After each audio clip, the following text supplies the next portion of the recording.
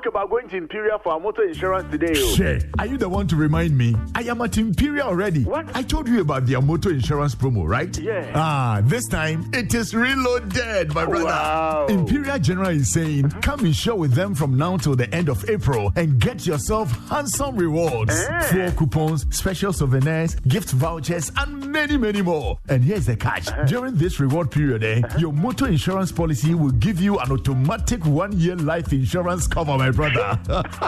And now, you can also get brand new tires and other car accessories as well. It is really reloaded. Everybody qualifies. Just insure your car and you are done. Hey, Charlie, I can even do it online and still get my reward. Oh yes, don't slow. Talk to your broker, agent, or call us on 0577 667 436 for further details. You can also follow us on all our socials. T&C Supply, Imperial General Assurance, solid protection. Buffalo linguist. So it was a big weekend, wasn't it? Yeah, it was. Yeah. Oh, it's Pius. Sure. You see where my mind is. Listen to one of the winners from Saturday. I am the undefeated, undisputed heavyweight champion of the politics of Adanse. I remain the champion.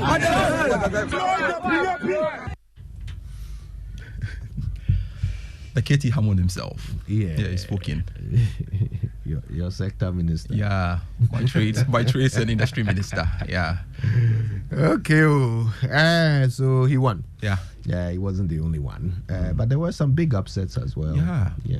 Very big upsets. In fact, this person pulled off quite an upset to everybody's, well, not everybody, but to many people's surprise. I hereby declare Michael Aaron Okwe Jr. as the parliamentary candidate-elect for Domikwa Abenya constituency of the MPP.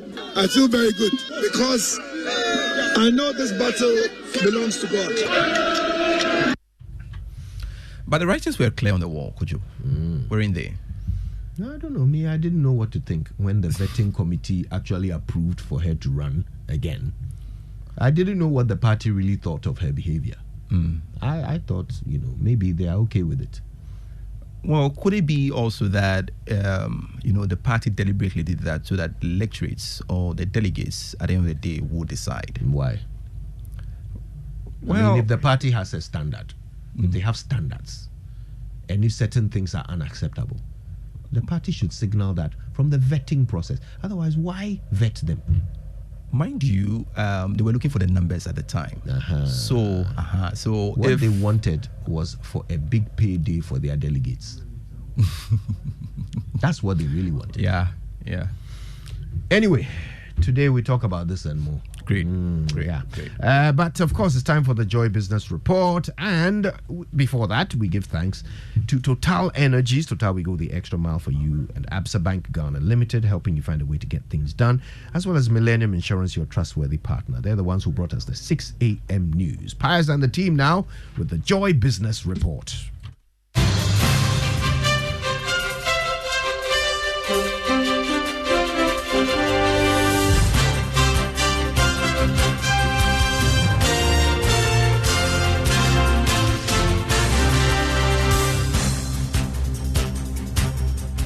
A great morning to you. Warm welcome to the Joy Business Report. Coming up, government records 121.4% oversubscription of treasury bills as interest rates fall for the fourth consecutive time this year. Also in this bulletin, Ghana remains in debt distress despite ongoing International Monetary Fund program to restructure its loans.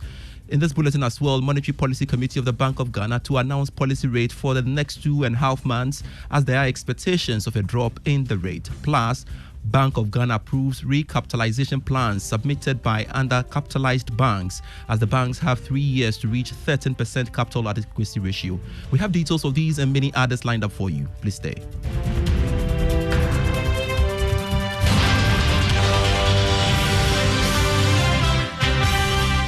Always a delight to come your way. I am Pius Kojo Baka.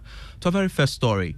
Government recorded 121.4% oversubscription of Treasury bill sale following the inflow of the second tranche of the International Monetary Fund program.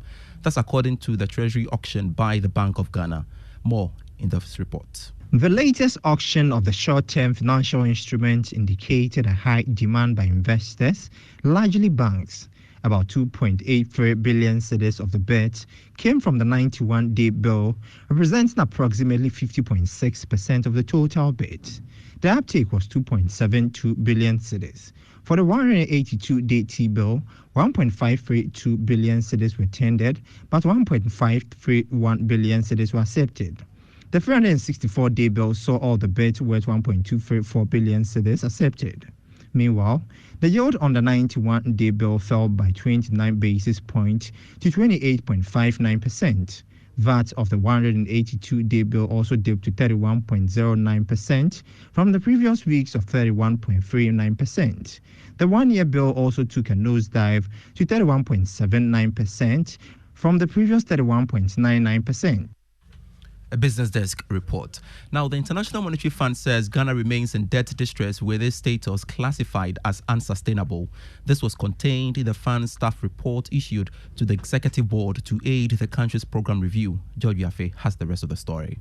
It was the expectation of some analysts that after government completed the domestic debt exchange program, that should have impacted on Ghana's debt position. But it appears the IMF still sees Ghana's debt situation as worrying, describing it as unsustainable. The development has also sent some interesting signals to the market, with some arguing that maybe Ghana has to do more when it comes to restructuring its debts. This should mean that government may also have to push hard when it comes to restructuring of the bilateral debts, as well as the Eurobond and the ones held by commercial creditors. Well, the warning by the IMF is coming at a time that government is working to restructure some $13 billion Eurobond debts. It closed negotiations with the commercial creditors in London last week. Others also want to argue that maybe the report was based on developments last year. Therefore, things might have changed by now. But for many, the biggest question here is that could Ghana be forced to undertake another debt restructuring to fast-track the process and bring its debts to sustainable levels very soon? George Yafe with that report. More on the IMF and the release of the $600 million second tranche funding should see major projects halted across the country to restart. That is the expectation of economist Dr. Patrick Esumane. He is of the view that more funding from other donor agencies will follow, which would be targeted at projects that would directly impact economic growth. Dr. Esumane has been speaking to Joy Business. Before we could get the second tranche, we had to get to some agreement with the external creditors, the bilateral external creditors. And I think because of those negotiations, some of the projects have been put on hold. So we expect that once we conclude those ones, those projects will resume, and that should help with that. And then don't forget, we have a substantial shortfall in our budget, and we are not under the IMF program. We can't take on any more commercial loans. We can't go and do Eurobonds. So in some sense, this is going to help plug the hole. So you shouldn't expect anything extraordinary except what has been put in the 2024 budget. Dr. Patrick Esumane is an economist. To one of our headline stories, all is set for the Monetary Policy Committee of the Bank of Ghana to announce a policy rate for the next 2.5 months. This is coming after the committee met to review developments in the economy. Ahead of the announcement, some analysts and research firms expect the policy rate to go down. Now, UK-based Fitch Solutions has predicted an 8.0 percentage point fall in the base lending rate of the Bank of Ghana to 22% in 2024. Here's Mike Roninga, Senior Sub-Saharan Africa Country Risk Analyst. Easing inflation, what this will also do is it will allow the Bank of Ghana to pivot to a more lenient monetary policy stance. So we believe that the central bank in Ghana will launch a monetary easing cycle next week, cutting the policy rate by a cumulative 800 basis points in 2024, reaching 22% by the end of this year. It will obviously take time for lower interest rates to filter through to the real economy, but we anticipate that it will gradually result in stronger consumption growth in the latter half of 2024. Mike Kuruninga is a senior Sub-Saharan Africa country risk analyst at Fitch Solutions. And average lending rate closed 2023 higher at 33.75%. That's according to data from the Bank of Ghana. This is equivalent to 2.81% per month on loans charged by the banks. However, with the expected easing in the policy rate by the Bank of Ghana, the average cost of borrowing will go down. This will stimulate private sector consumption and reduce the cost of borrowing. And the average lending rate stood at 35.85% in January 2023. Now, the Bank of Ghana has approved the recapitalization plan submitted by undercapitalized banks. That's according to the staff report by the International Monetary Fund DAPT 2023 Article 4 consultation. More in this report.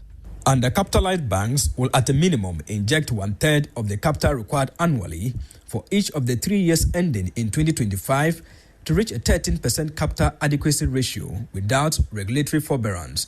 The BOG will therefore initiate corrective measures by the end of March 2024 against banks that fail to uphold these recapitalization requirements.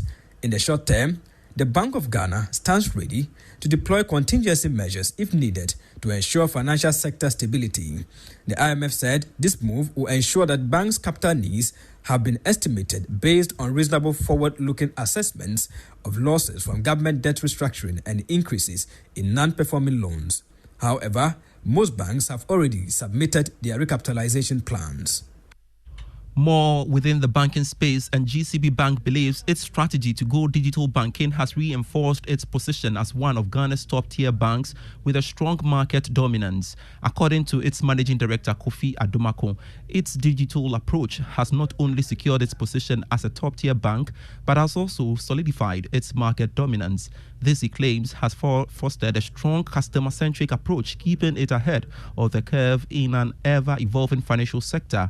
He spoke at the bank's 70th anniversary gala and awards. Banking has changed significantly. Banking has been disrupted. Today, banking is driven by technology. So banks have to change. Customers are more discerning.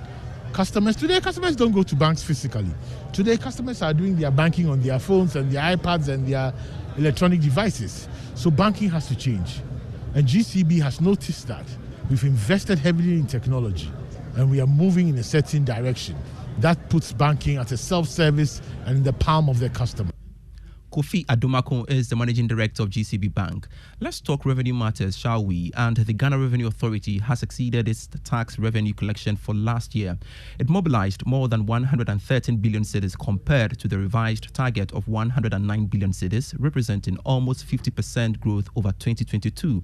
Commissioner General of the GRA, Reverend Dr. Misha Dai Owusu-Amoah, says the growth in revenue can be attributed to improved compliance activities. So we attribute to digitalization, we attribute to more customer service, we attribute to where we need to be aggressive, we attribute to the change in the staff attitude towards work and the eagerness to make sure that they deliver what the nation has called them to deliver. And these things are what are using the results. And then also various methods of trying to seal leakages here and there. And the Finance Minister, Ken Ofori-Atta, is calling on the Customs Division of the Ghana Revenue Authority to take advantage of exchange programs with partners in the continent to learn new international best practices. According to him, this is critical to ensure that Ghana remains the first choice for investors at the ports and various border posts. Now, speaking on behalf of the Finance Minister at this year's International Customs Week celebration in Accra, Director for Revenue Policy at the Ministry of Finance, George Winful, said this is important to deal with the growing complexities in standard operations. It is through effective cooperation with mutual respect among partner agencies that we can create a secure and conducive environment for legitimate movement of goods across borders. I must admit, global space is fast growing with its attendant complexities. It is therefore important that customs and its partners continue to develop and implement proactive exchange programs and information to enhance their level of efficiency. Mr. Chairman, in connection with this, I wish to refer Customs Division to GRA's 4th strategic plan. Director for Revenue Policy at the Ministry of Finance, George Winfield there. And I would like to take you to the stock market and expect the price of GCB Bank to increase due to demand for the shares. Here's Grace Monayam of Data Bank Research on how your stocks will fare on the Ghana Stock Exchange this week. Last week's trading closed with 4 price movers of 3 Guinness and a laggard. Guinness Ghana Breweries, Cal Bank and Total Energies were the advances, while Standard Chartered Bank declined at week's close. The price gains drove the market indices higher, with the Ghana Stock Exchange Composite